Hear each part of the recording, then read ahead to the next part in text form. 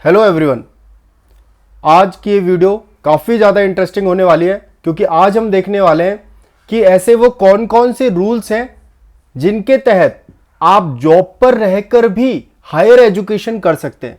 चाहे आप अभी नर्सिंग ऑफिसर हो करंटली, या फिर इन फ्यूचर आप नर्सिंग ऑफिसर बनना चाहते हो, या फिर अभी आप स्टेट या सेंट्रल गवर्नमेंट की जॉब ऑलरेडी कर रहे हो, तो क्या आप हायर एजुकेशन ले सकते हो या नहीं। अगर आप जीएनएम होल्डर हो तो क्या आप पोस्ट बेसिक नर्सिंग कर सकते हो। अगर आप बीएससी नर्सिंग होल्डर हो तो क्या आप एमएससी नर्सिंग कर सकते हो या नहीं जॉब में रहते हुए। तो उसके रिगार्डिंग जितने भी रूल्स हैं वो आज मैं आपको बताने वाला हूं कि अगर आप करंटली नर्सिंग ऑफिसर है तो कैसे आप अपनी हायर एजुकेशन कंप्लीट कर सकते हैं। तो जो भी रूल्स होते हैं सेंट्रल गवर्नमेंट के, वो कौन गवर्न करता है बच्चे? सीसीएस रूल्स के अंडर हम उन्हें पढ़ते हैं। सीसीएस रूल्स के अकॉर्डिंग जो 1972 में स्टेब्लिश हुए थे। और स्टडी लीव से रिगार्डिंग जितने भी रूल्स हैं वो रूल नंबर 50 to 54 में बताए गए। Rule reference 50 to 54। चलिए देखते हैं पहला रूल। सबसे पहले समझने की कोशिश करते हैं स्टडी लीव है क्या। तो स्टडी लीव एक विशेष प्रकार की छुट्टी है जो सरकारी कर्मचारियों को उच्च शिक्षा या प्रोफेशनल ट्रेनिंग के लिए दी जाती है जो उनके कार्य क्षेत्र से जुड़ी हो। यह इंपॉर्टेंट है, जो उनके कार्य क्षेत्र से जुड़ी हो। यानी कि अगर आप नर्सिंग ऑफिसर हो तो आपको स्टडी लीव मिल सकती है, बशर्ते आप जो स्टडी हायर एजुकेशन करना चाहते हो उसका इंपैक्ट आपके प्रोफेशनल जो स्किल्स है उस पर पड़े। मान लीजिए आप नर्सिंग ऑफिसर हो, आप मास्टर्स इन नर्सिंग करना चाहते हो, master in psychiatric nursing, master in medical surgical nursing, तो उससे आपकी स्किल्स बेहतर होंगी, उससे आपका नॉलेज बेहतर होगा क्योंकि वो आपके काम से जुड़ा हुआ है। इसीलिए आपको स्टडी लीव मिलती है ना। और अगर वो आपके काम से जुड़ा हुआ नहीं है, मान लीजिए आप नर्सिंग ऑफिसर हो और आप किसी और चीज की पढ़ाई करना चाहते हो, तो उस केस में स्टडी लीव मिलना बहुत ज्यादा मुश्किल होती है आपकी फील्ड के अकॉर्डिंगली और उसी के रिगार्डिंगली, ताकि वापस जब आप इंस्टीट्यूट ज्वाइन करो तो इंस्टीट्यूट को उससे फायदा हो, है ना।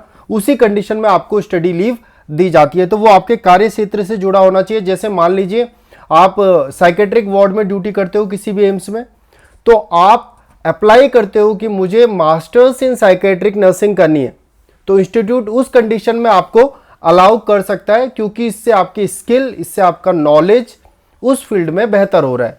ठीक है, तो पहला है स्टडी लीव क्या है? स्टडी के लिए मिलने वाली लीव जो कि आपके कार्य क्षेत्र से जुड़ी हो। सेकंड रूल देखते हैं कौन सा रूल है। सेकंड है एलिजिबिलिटी। कब आप हायर एजुकेशन के लिए एलिजिबल होते हो, यह ध्यान से सुन लो।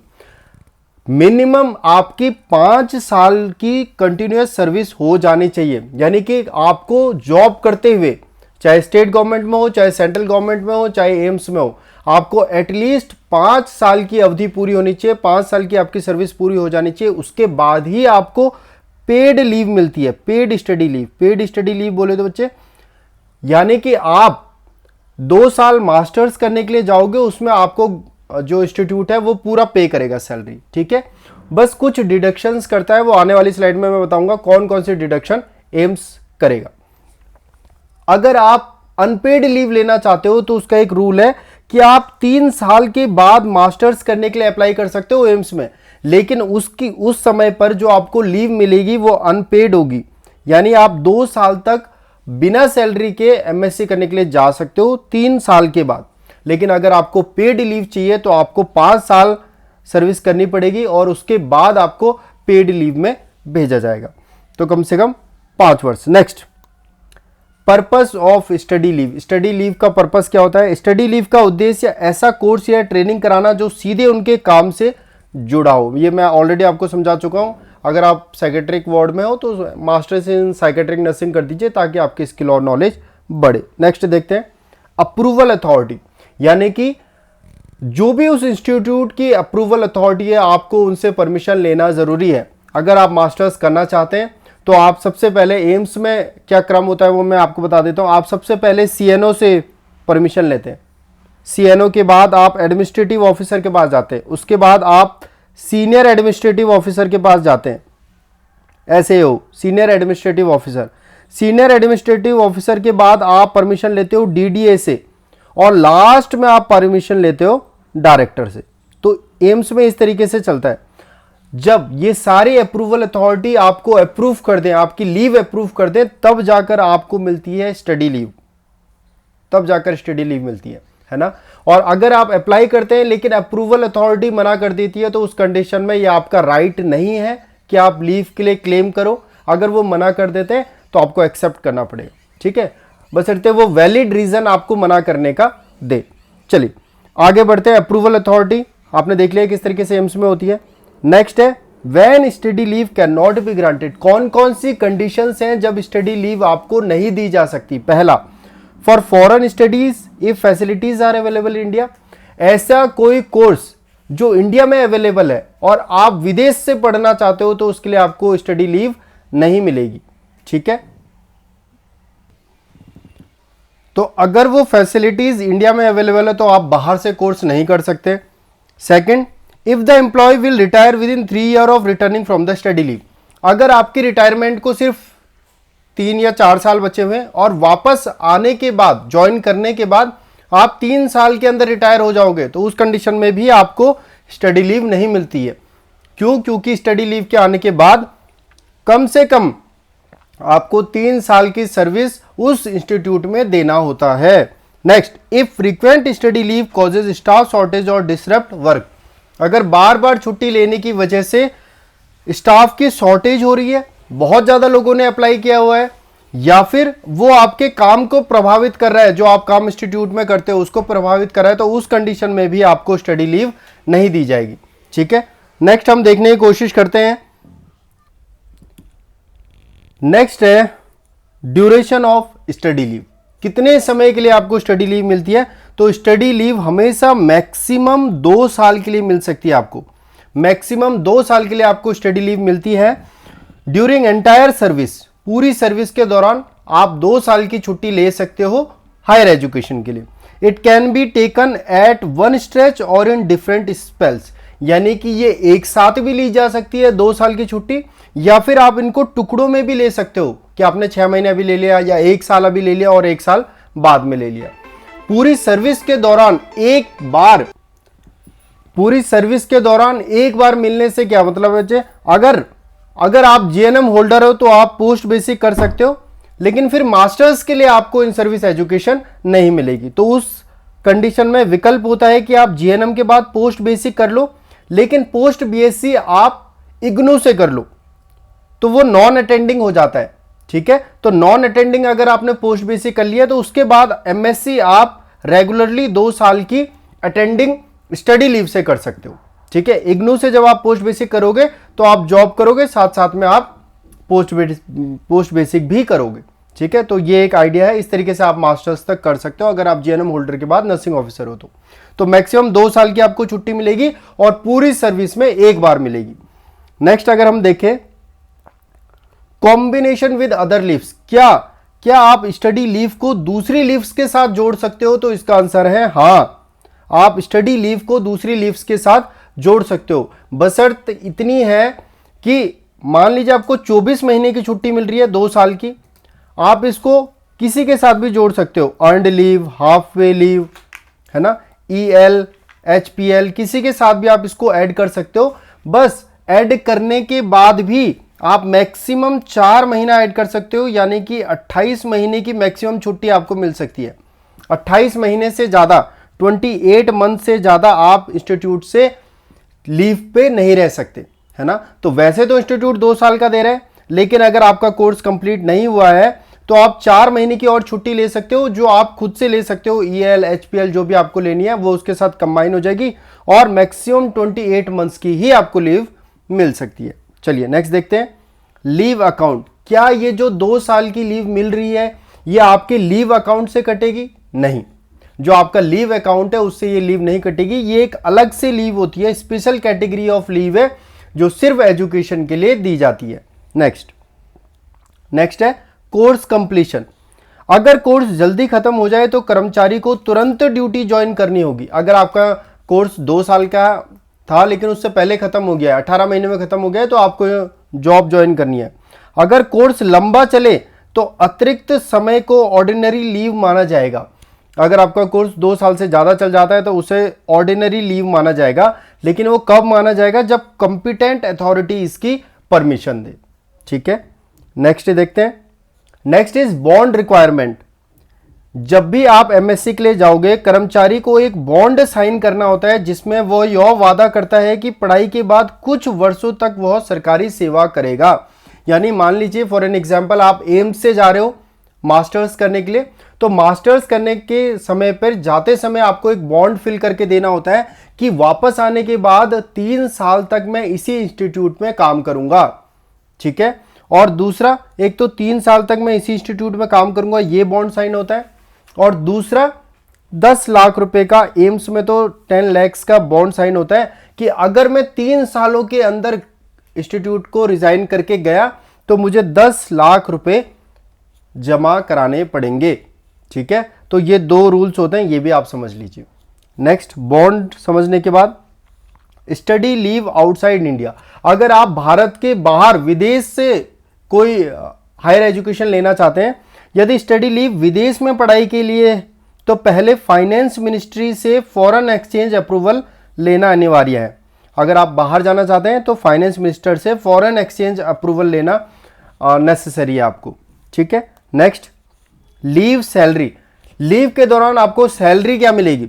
अगर आप नर्सिंग ऑफिसर हो करंटली और आप मास्टर्स करना चाहते हो, एमएससी नर्सिंग करना चाहते हो सर्विस में रहते हुए, तो उस समय आपको कितनी पे मिलती है? ये क्वेश्चन बहुत बारी पूछा गया है, तो सुनिए। आपको उस समय पर आपकी बेसिक पे, जो आपकी बेसिक पे है वो मिलेगी। बेसिक पे के साथ आपको डीए मिलेगा और एचआरए मिलेगा। ये 3 चीजें आपको मिलती है, basic plus DA plus HRA, ये 3 चीजें आपको मिलेंगी। क्या नहीं मिलेगा? आपको नहीं मिलेगा अलाउंसेज। कौन से अलाउंसेज? मान लीजिए एम्स में नर्सिंग अलाउंस मिलता है, तो 9 से 10 हजार, तो नर्सिंग अलाउंस ये सीधा आपका कट जाएगा। ड्रेस अलाउंस नहीं मिलेगा, ट्रैवलिंग अलाउंस नहीं मिलेगा, तो ये सारे अलाउंसेस आपको नहीं मिलेंगे। जो 3 चीजें मिलेंगी वो मैंने आपको स्पष्ट तौर पे बता दी। बेसिक पे जितनी आपकी अभी है वो मिलेगी, डीए मिलेगा, एचआरए मिलेगा। और एचआरए भी आपको 2 साल के बाद जब आप लौट के आओगे तो आपको इंस्टीट्यूट को एक लेटर लिख के देना होता है कि मैं वहां पर रूम पे रहता था, मैंने रूम ऑक्यूपाई किया था, तो मुझे एचआरए देने की कृपा करें। तो वो एक साथ आपको सारा पैसा आपके अकाउंट में देंगे, है ना। तो एचआरए के लिए भी लेटर लिखना पड़ता है। तो ये देख लीजिए, आपको लास्ट पे डीए, एचआरए, ये 3 चीजें मिलेंगी। Next, leave salary. Leave salary की अगर बात करें तो एचआरए फर्स्ट 180 डेज तक पेएबल होता है। उसके बाद after that certificate needed if employ resign within 3 years. उसके बाद सर्टिफिकेट की जरूरत होती है। पहले 180 दिन तक एचआरए मिलेगा, उसके बाद प्रमाण देना होगा कि आप रह रहे हो, है ना। यदि अधिकारी 3 साल में नौकरी छोड़ देता है या कोर्स अधूरा छोड़ देता है तो उसे सारी सैलरी, अलाउंस और खर्च वापस करना होगा। अगर आप वापस आने के 3 साल के अंदर इंस्टीट्यूट छोड़ देते हो तो आपको सारी सैलरी, अलाउंसेस सब कुछ देना होता है। और एम्स में तो ये बॉन्ड हो सकता है, डिफरेंट एम्स में डिफरेंट क्राइटेरिया हो, लेकिन 10 लाख का जो बॉन्ड है वो आपको फिल करना होता है। नेक्स्ट है एग्जाम्पल, अगर किसी को 2 साल के लिए स्टडी लीव मिली है तो उसने कोर्स अधूरा छोड़कर रिजाइन कर दिया है, तो उसे सरकार को सारी सैलरी, स्टडी अलाउंस, खर्चे वापस करने पड़ेंगे। ठीक है, अब मैं आपको ये लेटर दिखा रहा हूं। ये लेटर एम्स के द्वारा दिया गया है उस बच्चे को जो इन सर्विस एजुकेशन मास्टर्स के लिए जा रहा है। इसकी क्या क्या शर्तें हैं ये पढ़ लीजिए। इसमें मैंने सारी नेसेसरी डिटेल्स वगैरह जो कॉन्फिडेंशियल होनी चाहिए वो मैंने हाइड कर दी है। आप सिर्फ उन शर्तों को देखो जो एम्स ने इस लेटर में, जो अप्रूवल लेटर होता है उसमें लिखी हुई है। सबसे पहला, leave the leave shall be utilised only for the purpose for which it has been granted.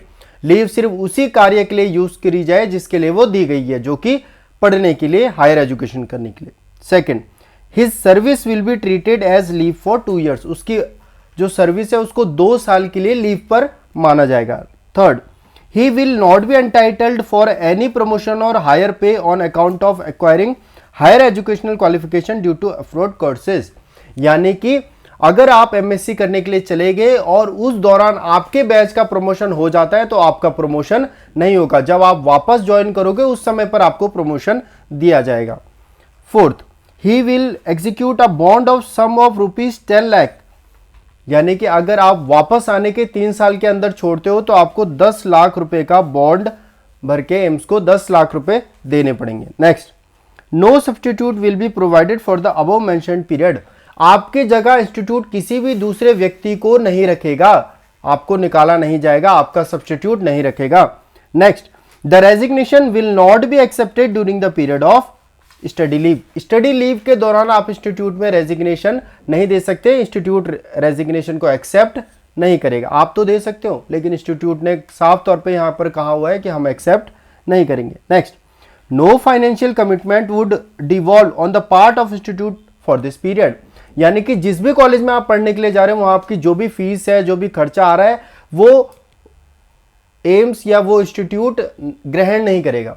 यानी एम्स नहीं आपकी फीस भरेगा, वहां की जो भी फीस है 5 लाख 2 लाख वो आप दोगे। ठीक है। Next, no extension of leave will be granted beyond the above mentioned period.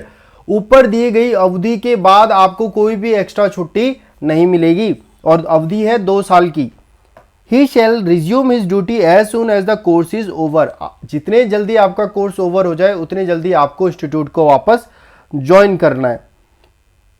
और on completion of study leave, ठीक है, he is hereby relieved of his duty. आपको ड्यूटी से रिलीव किया जाता है ताकि आप ये डायरेक्शन देके कि आप एमएससी नर्सिंग ज्वाइन करो। After return from study leave he has to submit brief report regarding his course. आपको एमएससी नर्सिंग जब आपकी खत्म हो जाती है, आप जब वापस इंस्टीट्यूट में ज्वाइन करते हो तो आपको सारा ब्रीफ में उनको लिख के बताना है कि आपने क्या सीखा, इस कोर्स से आपको क्या फायदा हुआ, आपकी स्किल्स कैसे डेवलप हुई, आपके नॉलेज कैसे डेवलप हुई, कैसे इससे इंस्टीट्यूट को फायदा होगा। ये एक ब्रीफ रिपोर्ट उनको लिख के देनी होती है। This is issued with approval of competent authority. और ये अथॉरिटी, मेन अथॉरिटी कौन होती है? डायरेक्टर। तो अगर डायरेक्टर आपको अप्रूव कर दे तो आप स्टडी लीव के लिए जा सकते हो। तो ये सारे रूल्स थे स्टडी लीव के। अब मैं आपसे चाहता हूं कि आपको स्टडी रूल्स के रिगार्डिंग जो भी आपके मन में डाउट है वो आप कमेंट बॉक्स में पूछ सकते हैं कि आपने जीएनएम करी है, पोस्ट बेसिक कैसे करें, इग्नू में कैसे अप्लाई करें। अगर आपने बीएससी नर्सिंग करी है तो एमएससी के लिए आप कहाँ कहाँ से, किन कॉलेजेस से कर सकते हो, है ना। और आपको कितने साल हो गए तो आप किस तरीके से अनपेड या पेड आपको जाना चाहिए, या फिर आप अभी किस इंस्टीट्यूट में हो और आपके स्टेट गवर्नमेंट में क्या रूल्स अलग है ना। तो ये सारी बातें आप मुझे कमेंट बॉक्स में बता सकते हो। कुछ अगर पूछना है तो वो भी पूछ सकते हो फ्रीली। ये थे सारे स्टडी लीव्स रूल। और मैं आपसे रिक्वेस्ट करूंगा कि इन केस अगर आप नर्सिंग ऑफिसर हैं तो अपनी पढ़ाई जरूर कंप्लीट करें, मास्टर्स जरूर करें। गवर्नमेंट आपको पे भी कर रही है और साथ में पढ़ने का मौका भी दे रही है, तो इससे अच्छी चीज़ और कुछ नहीं हो सकती। ठीक है, तो अपने मास्टर्स जरूर कंप्लीट करें, अपने हायर एजुकेशन कंप्लीट करें, और कुछ भी डाउट हो तो कमेंट बॉक्स में मुझे पूछ लें। Thank you.